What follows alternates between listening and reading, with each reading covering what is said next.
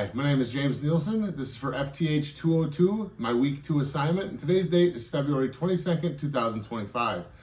In today's video, I will be disassembling this Taurus Model 856, and I'll go ahead and show clear by releasing the cylinder. Cylinder is empty. This firearm is clear and safe. And I will also say that there is no live ammunition present in my workspace or in my work area. I do have some snap caps here, but they are just that, snap caps. So without further ado, let's get started. We'll get this thing apart. First thing I would do is get this grip off. All right, now that I have the grip off, we'll go ahead and remove the side plate.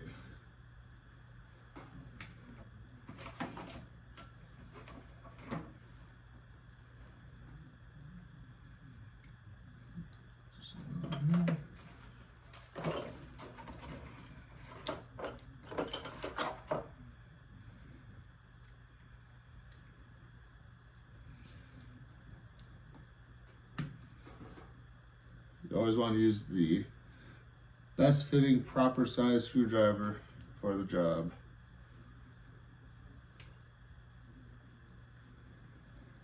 Out.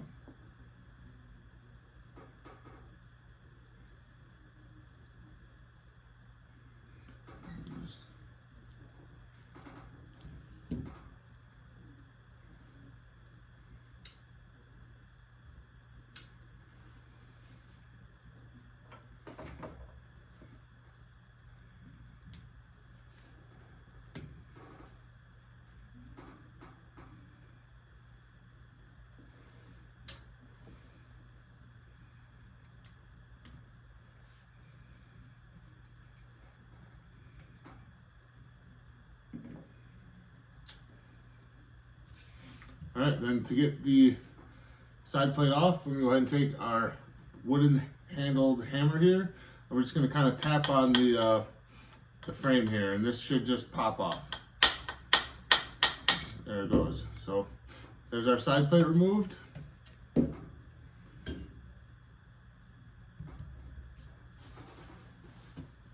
And let's go ahead, and I'm going to go ahead and move the camera in so we can get a better look at this Model 856. So we have the mainspring with our hammer strut, which is going to indirectly fire and cock the gun. We have our trigger spring, which is going to be involved in cocking and firing as well.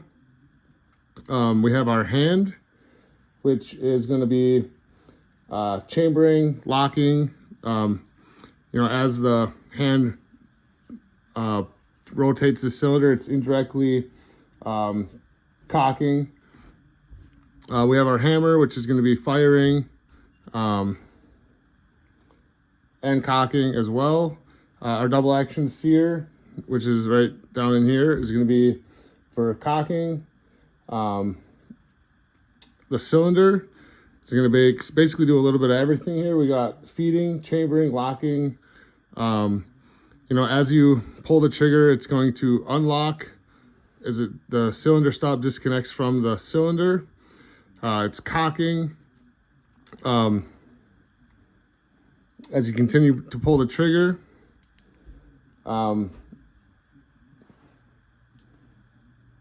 when you get to the point where the trigger is almost at its peak, it's going to re-lock up. The cylinder stop's going to drag along the cylinder. It's going to find that spot. It's going to lock up, and then that's right in the point where the hammer is going to drop.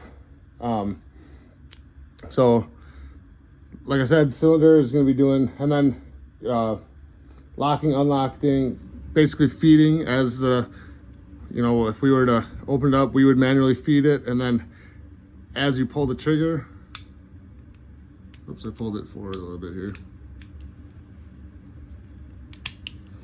So as you pull the trigger, once you've fed the rounds in it, as you pull the trigger, the cylinder rotates, feeding the next round. Well, not really feeding, but it's once the chamber gets in line with the bore, that is chambering, and it will lock at that same time. So now now, so we'll go ahead and walk our way through these 8 steps.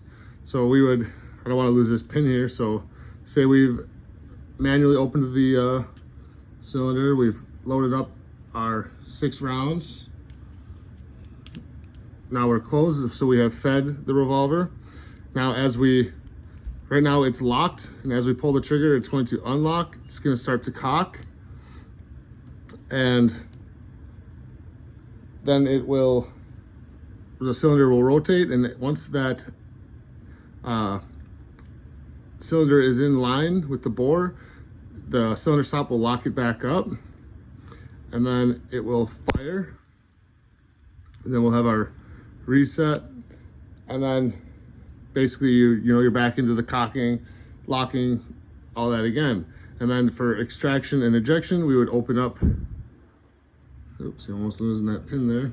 We would open up our cylinder again, and then we would have our ejection. So we would eject them all at once. That's extraction and ejection. And that is the cycle of operations for the Model 856. All right, now I have removed the mainspring and the hammer strut. The cylinder is obviously removed. Our trigger spring assembly is removed, and our firing pin has been removed. All right, and now here we have a fully stripped frame. And that's all I'm gonna have for you for this video. So I'll see you guys next week. Thank you.